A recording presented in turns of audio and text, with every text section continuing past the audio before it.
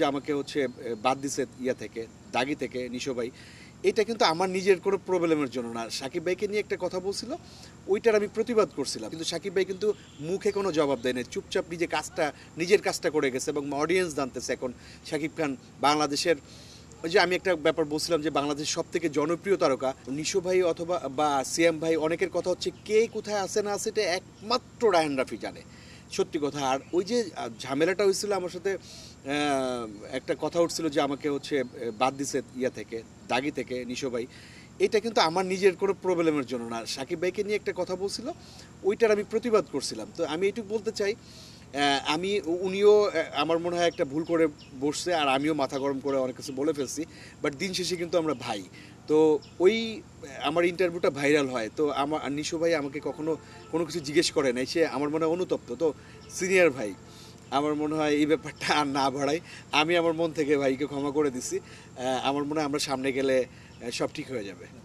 সামনে একসাথে দেখা যাবে কিনা আপনার নিশোর সাথে? আপনাকে হ্যাঁ, শিল্পী হিসেবে দেখা না যাওয়ার কোনো কারণ নাই, কারণ ওনারও বুঝতে হবে যে ছোটরা কি চায়, স্নেহ চায়, আর বড়রা চায় রেসপেক্ট। ওই দুইটা জিনিস মেনটেন করলে উনি কেন নয়, কারণ ওনার তো অ্যাক্টিংয়ের শুধু আমি না, প্রচুর ফ্যান ফলোয়ার্স তার আছে, এটা মানতে হবে যে আরফান নিশো একজন গুড অ্যাক্টার, মানে আর্টিস্ট, এটা স্বীকার করতেই হবে। তো কিছু কিছু ব্যাপার উনি হয়তো প্রথমে এসে বুঝতে পারে নাই। তো যেটা বলতে চাই যে বড়দের সম্মান এবং ছোটদের স্নেহ করলে আমার মনে হয় আমরাও ভালো থাকবো সবাই মিলে, কারণ সবাই মিলে তো একটা পরিবার। মানে হয়েছে কি, মানুষগুলো না ভিতরের কষ্টটা দেখে না, বাইরের সাফল্যটা দেখে। তো সাকিব ভাইয়ের অনেক ব্যাপার আমি ফলো করার চেষ্টা করি বা মেনটেন করার চেষ্টা করি। আমি চুপচাপ, মানে সাকিব ভাই যেমন অনেক কষ্টের কথা বলছে, এটা কিন্তু দিল থেকে বলছে যে মানুষ বলছে শেষ, কিন্তু সাকিব ভাই কিন্তু মুখে কোনো জবাব দেয় না, চুপচাপ নিজের কাজটা করে গেছে এবং অডিয়েন্স জানতেছে এখন সাকিব খান বাংলাদেশের।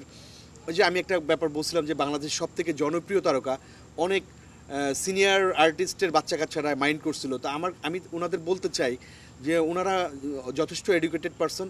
আমি রেসপেক্ট এবং জনপ্রিয়তা দুই জিনিস। আমি আবারও বলতে চাই, বাংলাদেশের ইতিহাসে সব থেকে জনপ্রিয় তারকা হচ্ছে শাকিব খান, এবং শাকিব খান ওয়ার্ল্ডের ভিতরে এমন একজন হিরো যার নিজস্ব ফ্যান বেজ আছে সাকিবিয়ার নাম করে।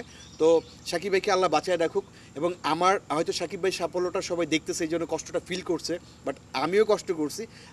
আমাকে হয়তো এখন অল্প অল্পভাবে দেখতে পাচ্ছেন আপনারা, সামনে আরও বেটারভাবে দেখবেন, কারণ আমি আমার কাজটা নীরবে নিবৃত্ত করে যাচ্ছি। আর আমার মনে হয় Raihan Rafi one of the best director বাংলাদেশে, এটা কেউ স্বীকার করুক আর না করুক। আর কেন জানি মনে হয়, আমি জানি না আপনারা স্বীকার করবেন কিনা, অ্যাথলিকোমার একটা সাপ কিন্তু তার ভিতরে আছে। এবং তাণ্ডবে বিশ্বাস করবেন কিনা জানি না, সাকিবিয়ানরা সাকিব ভাইয়ের পরে আমাকে দেখতে চায়, আমি নিজেও আমাকে দেখতে চাই। হ্যাঁ, আমি যদি ওই সিনেমা থাকতে পারি, আমি হয়তো নিজে খুব খুশি হব যদি আমাকে রায়হান রাফি রাখে, বা আমি যদি নিজেকে ওই পর্দায় ওইভাবে দেখি, আমার নিজেরও ভালো লাগবে।